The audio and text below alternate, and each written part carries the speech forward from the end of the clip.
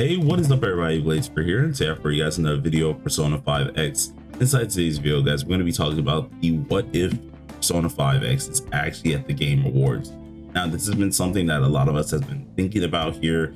We've been really trying to hope that it's going to be announced at the Game Awards, and the reasons why is because we have a lot of things that we need to go over, especially when it comes down to this game.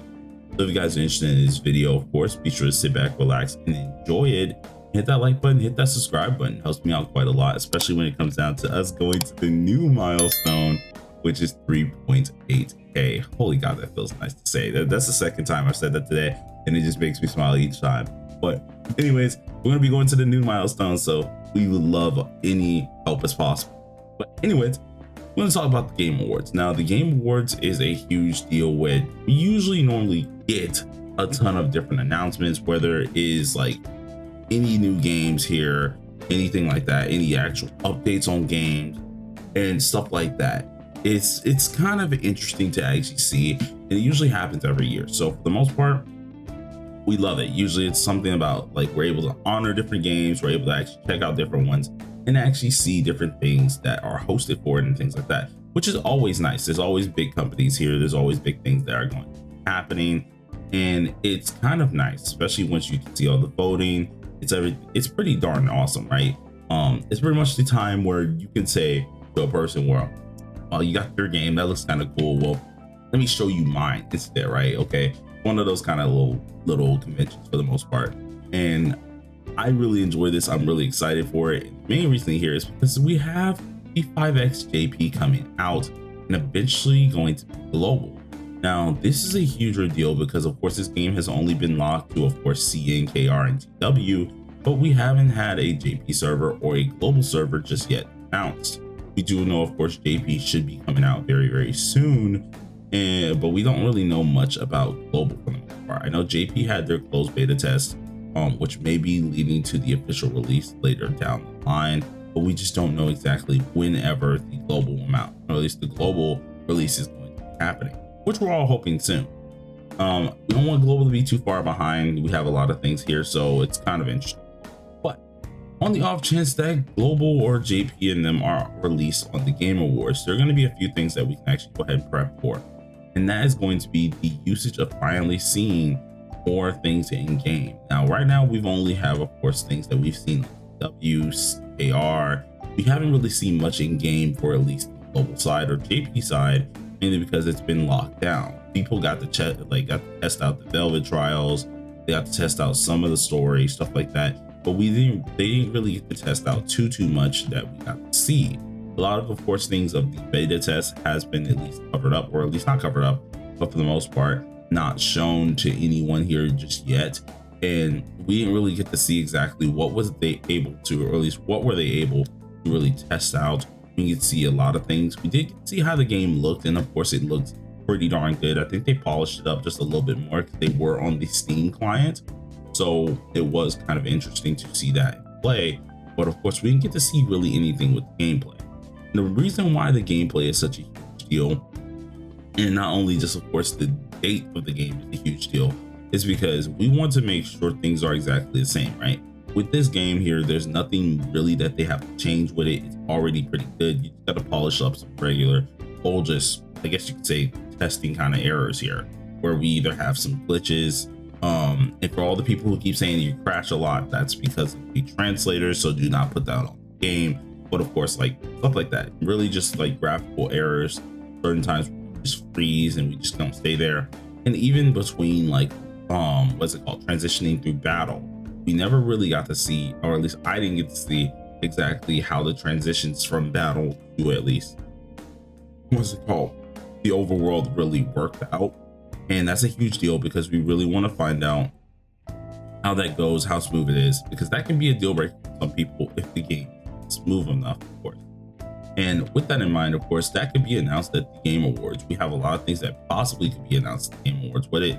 And one of the few things I truly want to see for the most part is going to be the release dates. Even if it's just JP, even if it's both JP and global, I want to see those release dates. And not only do I want to see release dates of JP, I want to try and see when they're actually going to release it on Steam because Steam is going to be a huge deal for a lot of people. One, it's going to be a good way to at least see who all wants to play the game, because Steam is another outlet. Instead of having to download another client out there, people could just go ahead and play the game from Steam itself, in which that's very helpful for some people. They don't really like downloading clients. I know for me, I'm very picky on downloading a lot of clients. Normally, I just like to get a lot of my stuff off of Steam, and it is just my own deal here. So seeing that, of course, we might have that client available to us, that's always going to be nice. You always want to keep that there, and it's going to be interesting. Dang, I'm gonna have to redo this very soon here, but always very interesting. So of course, you want to try your hardest to kind of see exactly what's really changed here. Now, for some of the people who are wondering, are we immediately going to catch up to it, the TW and KR side? There have been people who are like, oh, are these characters immediately going to be in the base game, or at least coming out? Also, are we going to have all the palaces, stuff like that? Even at the Game Awards, when it does get announced, if it does get announced, let's just say it like that, if it does get announced, which is on Thursday, we most likely aren't getting every last palace. It wouldn't make any sense. Of course, gotchas usually like to release their things in patches, and that's just how it goes, for updates to build up a little bit of hype and stuff like that. Even if you know what's coming up, you're still hyped later down the line, because then you get the pull for that said character that you're hyped for, or either just play the story that you're hyped for as well.